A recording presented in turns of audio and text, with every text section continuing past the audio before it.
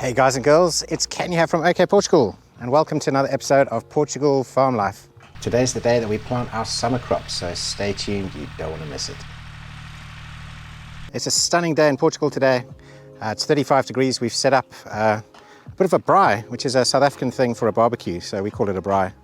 And we've also put some shade down because it's going to be absolutely boiling. And we got a couple of friends popping over. On days like today, it's too hot to do much farm work, so it's much better to have a braai, stay in the shade, hop in the pool and enjoy the summer of Portugal. So I think we have a nice little setup here for enjoying ourselves. I've even set up some speakers, so we have a little bit of outdoor music. And we can have a little party. What's going on, Gina? Just finishing work. Just finishing work, brilliant. Yeah. And all the doggies are asleep. Right, so we are in the pool and I'm going to flip the camera around now somehow. And Gina has got Boyki. Hello. This is Kato. Hi. And this is Stuart, and you probably know him from our kitchen build. Hey. And yes, I have pressed record for a second there. I thought that I didn't. And it's the most beautiful day and we are having an absolutely great time. And I'm going to switch off the camera now because we're having fun and we're not filming. So we're just down by the dam and my friend Stuart just noticed that there's a snake. And we're just walking through the water here. And look at the snake. He's right here on the side. There he is. Wow. That is incredible. I'm not going to wake him up because he looks like he's having a good time. And this is down by our dam on the farm.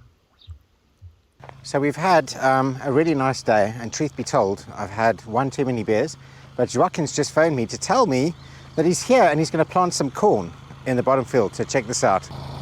Hola Joaquim! Tudo bem? Now he's here on his tractor and he has this device in the background here that basically is going to plant corn. Joaquim is our neighbor and he has a sheep dairy farm. So he needs lots and lots of food for his sheep, and we have lots of fields. So we have this arrangement with him that he comes around, he looks after the fields, he brings those fields up so that his sheep have got something to eat, and he either turns that into hay bales that he can use in the summertime, or he turns it into corn that his sheep can graze on in the late summer.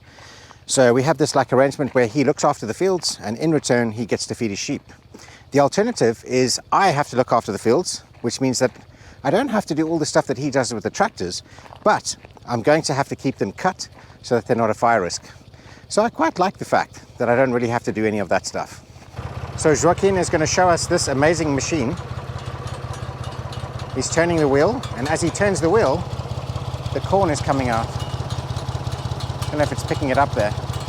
So we've got this hopper over here is full of corn, and then the corn comes down through this, and as he turns that wheel, then the corn comes and falls out and lands on the ground. And as you can see, it makes these holes here. It kind of gets it into the ground, and that's how it's sown basically. Yeah. Obrigado.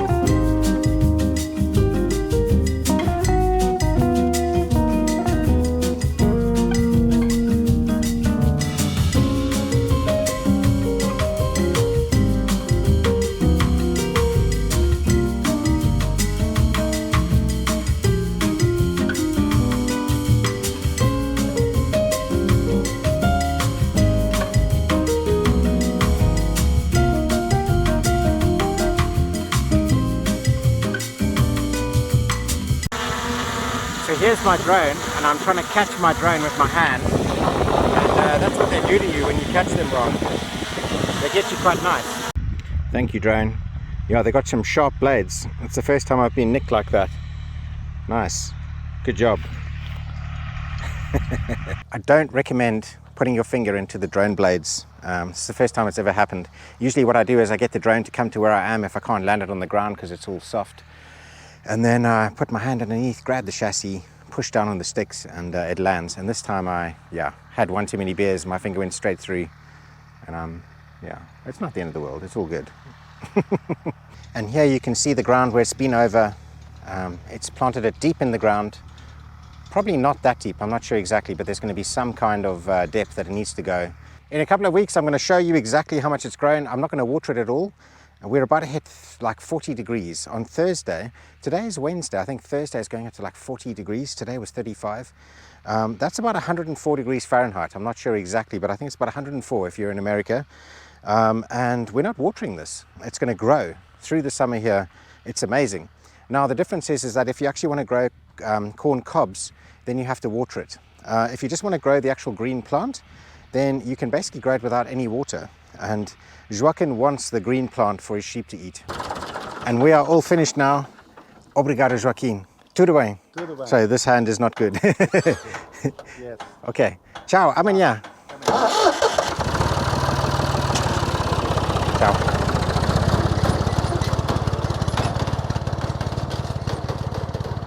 Now, if you're new to our channel, Joaquim is our neighbor. He's a dairy farmer, a sheep dairy farmer. He's got a lot of sheep. They need food. When we moved here, I was a guy that came from the city. I worked in an office job. I worked in e-commerce. I knew nothing about farming. And so it was an amazing thing to have his experience on the farm here.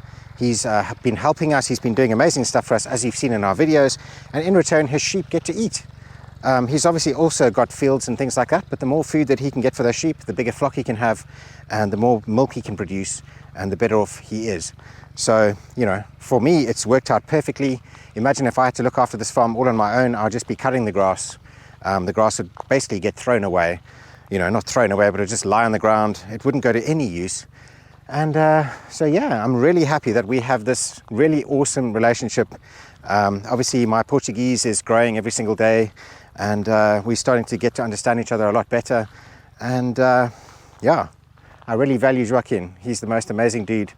And Sergio, tell your dad that we think that he's absolutely awesome. I've had the most amazing day today. Thanks Stuart and Kato for coming around. It's been really good. Stuart, thank you. I've had way too many beers. I did not expect Joaquim to come around now, and so I hope that my filming is up to par. Well, apart from my finger that nearly fell off with the drone. But yeah, it's been awesome. The corn is planted. Joaquim's sheep are going to have their food towards sort of late summertime. Obviously, the grass that came off these fields is going to feed them for most of the summer, and then at the end of the summer they get that nice green grass, and it helps them again, you know, just before like the winter time. So yeah, successful. It's all happening. We are in year 3 or summer 3 of our Portugal farm and our Portugal farm life. How amazing. Who would have thought that this is where we'd be right now? I'm so blessed. Right now today, if you look on the left hand side here of the screen, we got 36 degrees Celsius. I'm not sure what that is in Fahrenheit, but that's pretty hot, okay? And then we got tomorrow's 38, then we got 41, 41, 41, 39, 39, 38, you know, it's going to be very hot for the next couple of days. Now, the record temperature for Castelo Branco, according to Google, the highest temperature ever recorded was 40.8 degrees or 40.6, I'm not sure exactly. So we've got 3 days that are going to smash records, and that's just according to the weather report. It could even be hotter than that, and then it drops down a bit. So we are about to get some seriously hot weather, and you know what? I can't wait. Bring it on. Good morning. It's a beautiful day here in Portugal. Today's going up to 38 degrees, which is about 100 degrees Fahrenheit. Right now it's 28 degrees. I'm trying to get filming done before it gets too hot. Yesterday I was completely out of action. I had a very sore head. I'm not sure why exactly. Maybe you can tell me in the comments. Actually, no, I think it's pretty obvious. I had a big night. I had a big day. I had a great time. And but now I want to take you guys into some of the fields where Joaquim has been planting his corn over the last couple of weeks and show you the different stages. So this was done about a week and a half ago. And you can see we've already got like the beginning stages of corn coming up. It hasn't started everywhere, but you can see that there's a few shoots popping up all over the place. Now, I wish I had actually made note of the exact date when that was planted. I think it was about 2 weeks actually, not a week and a half. But yeah, the corn surprisingly grows really quickly. It just like pops up through this dusty soil. There's no rain or anything like that. And somehow, magically, this green, vibrant plant just sort of pops up and starts to grow. Now, Joaquim's also got a whole bunch that he's planted like between his fruit trees. So I think Joaquim's busy in the field at the moment. So I don't want to enter his farm or anything without his permission. So I'm just showing you through the side here. But you can see he's got a whole bunch of corn. Now, this was obviously planted a lot longer ago. You can see they're already reaching some kind of like flowering stage. And yeah, again, this is just with no rain or anything like that, no irrigation. And he's planted it all between here, between all of his fruit trees. So I'm guessing either what he's going to do is he's going to irrigate those and he's going to allow them to go to seed. And then that way he can, get seed for the next year. And he doesn't have to buy any. His other alternative is to allow the sheep into his fruit orchard and eat. The problem with that is they're not just going to eat the corn, they're going to start eating the fruit trees. So I'm guessing that he's probably using that as an area to grow some seeds. This is another field that Joaquim planted up probably about 4 weeks ago. And as you can see, the corn's a lot bigger. Now this corn's looking a little bit on the dry side, but remember we are in a heat wave at the moment. There's no irrigation going on in these fields, and it's incredibly dry at the moment. But still, it's amazing to think that something came from seed without any water. And, it's, I would say, knee height at the moment. Corn is one of these few crops that we can grow here without any irrigation in this extreme heat. And it's also very valuable for, feeding livestock and stuff like that. Now, you've probably heard that during this Ukraine war, there's like a big problem with corn. A lot of the grains and corns and stuff actually come from that country. And so prices of those things are going up. So it's becoming quite valuable to be able to grow your own corn here so you can feed your own animals and you don't have to pay for it. Here's another field which Joaquim has prepared. And I'm not sure if the camera's picking it up, but you can start to see all of the corn that's starting to peek out through the dust. And this looks like it was done quite recently because it's only just starting to peek through. And this is an absolutely immense field. I would say that this field's probably in the region of about 5 hectares, possibly a little bit bigger. Pretty soon it's going to look amazing around here. We're going to have all these bright green cornfields, so I can't wait to see that. At the moment, obviously, everything's really dry and dusty, not looking so good. This is our Serra da Estrela dog, Eddie. I think he's only 9 months old. We've only had him for about 7 months now, and he's an absolute monster. I mean, already now I'm lifting my hand above my shoulder when he stands up. He's still got some growing to do though. Eddie's basically been bought to be our farm protector and also a livestock guardian dog.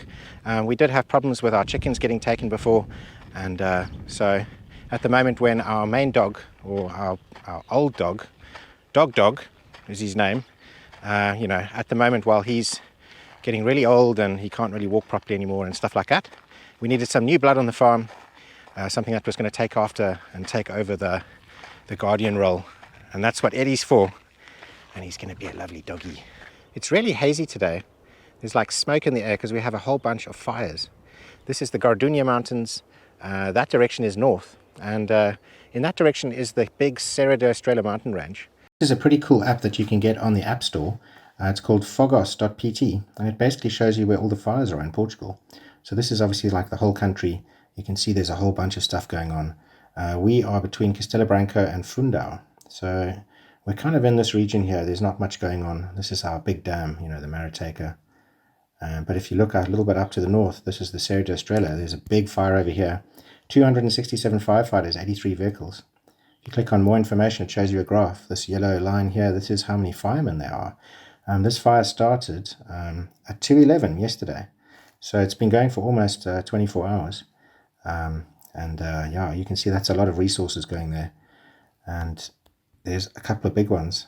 I mean, look at this. This is a new one, just started up here. 220 firemen, 5 aeroplanes, This one started, yesterday at about 4 p.m. And then we have this one over here, which is in Aveiro, 341 firemen. So, I mean, this is a huge fire. Yeah, that is a massive one. And then we have another big one. Look at this. And this is in Santarém, 447 firemen. So that is just crazy, man. 132 vehicles, 5 airplanes. So right now, is a bad time of year for the fires. And that's why it's super important that we keep the land clean and clear in the summertime, that you can't have any grasses or anything like that. With this kind of weather, it just takes the slightest spark. It could even be a little piece of broken glass, or it could be a dewdrop or something like that that acts as a magnifying glass in this intense sun. Next thing you know, you have a huge wildfire going and it just destroys a whole bunch of stuff. So I wanted to show you how many grapes we have. Look at this trellis just above our swimming pool. It's absolutely covered in grapes. They're like every single, as many leaves as there are, there's grapes. It's just crazy. This is our third summer, and in the first couple of summers that we had on the farm, we didn't really get a very good grape harvest. And that was because we had these big storms that happened in the spring, just as the buds on the grape plants were starting to form.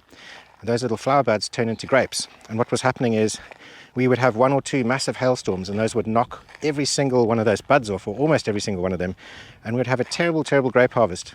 This year, we didn't have any of the hail, and now we got tons of grapes. They're all still forming, but we are in for a bumper crop.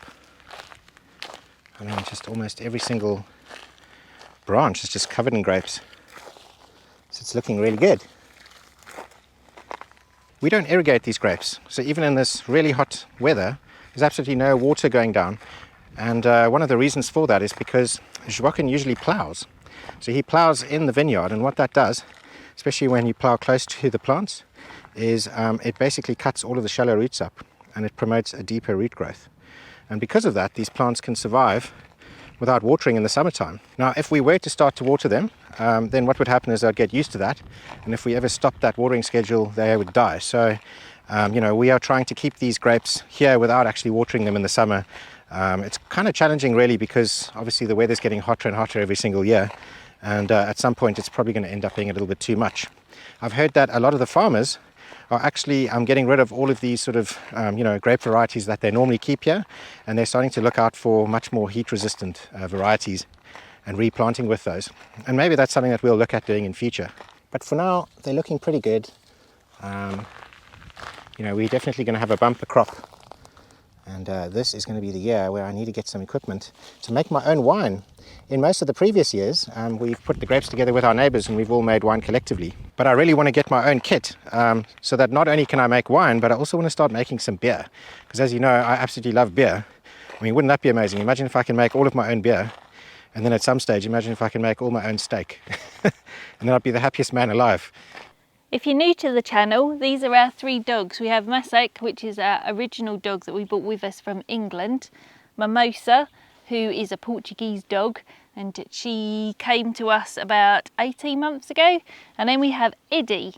Eddie is about 8 or 9 months old. We got him about 6 months ago, and we think we got him from shepherds up in the Estrela mountain range, and we think he was probably about 2 months old, probably too young to leave his mum properly.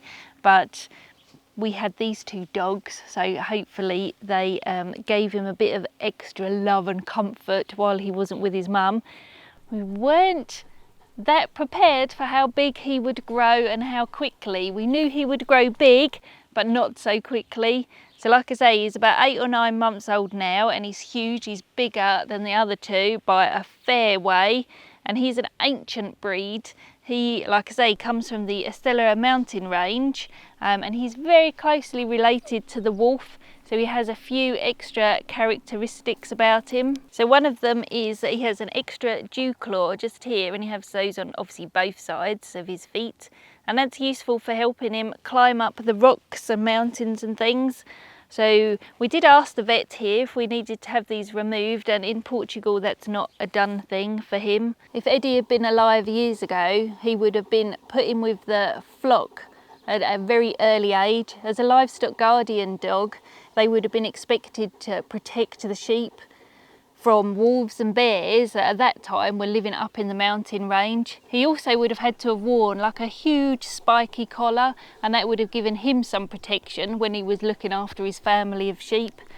That's why he's so big, so that he can have a go at bigger things.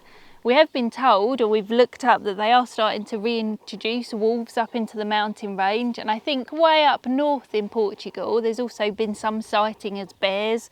Not grizzly bears, but little types of bears. And that pretty much wraps up this week's episode. Let us know in the comments if you have any questions or what you think of the video.